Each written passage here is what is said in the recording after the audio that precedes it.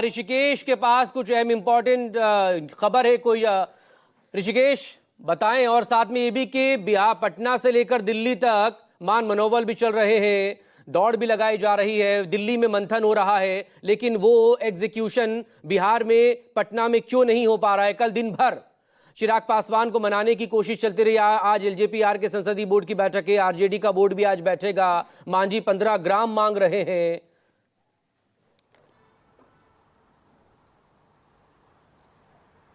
देखिए, आज संसदीय बोर्ड की बैठक चिराग पासवान की जो होनी थी वो फिलहाल मकसूद नहीं हो रही है। मामला अभी भी फंसा हुआ है। चिराग पासवान ने भले ही कैमरे के सामने कहा कि बातचीत सकारात्मक है, लेकिन देर रात में जब धर्मेंद्र प्रधान और विनोद तावड़े उनसे मिलने आए और नित्यानंद राय, तो उसके बाद उन्होंने अनौपचारिक तौर पर कहा कि चूंकि 2024 में उन्होंने समझौता प्रधानमंत्री मोदी को बनना था देश का प्रधानमंत्री, इसीलिए उन्होंने वो समझौता कुछ सैक्रिफाइस कर किया है। इस बार जिन पार्टी को और जिनको मुख्यमंत्री बनना है, सबसे ज्यादा सैक्रिफाइस उन्हें करना होगा, सबसे ज्यादा समझौतावादी उन्हें बनना होगा। ये चिराग पासवान की लाइन थी।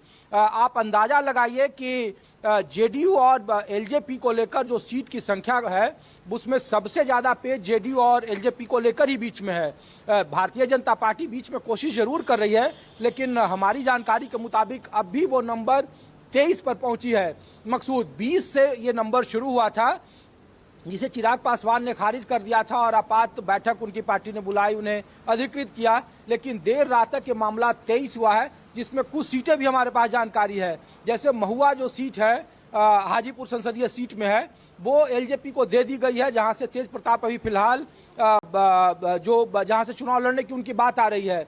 दूसरी बात यह है कि बखरी बेगूसराय में सुरक्षित सीट है, जिस पे जेडीयू और एलजेपी के बीच में तनातनी थी, उस पर बात बन गई है। ऐसी कई सीटें हैं। गोविंदगंज जो प्रदेश अध्यक्ष है, उन पे भी लगभग 50-50 का मामला है, उस पे भी बात बन जाएगी। ऋषिकेश मेरे साथ बने रहिएगा प्लीज। आप बहुत अहम इंपॉर्टेंट खबर यहाँ पर दे रहे हैं कि 23 सीटों को लेकर ये नंबर अटका यहाँ पर नजर आ रहा है एलजेपीआर का, लेकिन सवाल जेडीयू को लेकर है। क्या जेडीयू खुले दिल से स्वागत करेगी गठबंधन में? बीजेपी तो कोशिश कर रही चिराग को अंदर ही रखने की।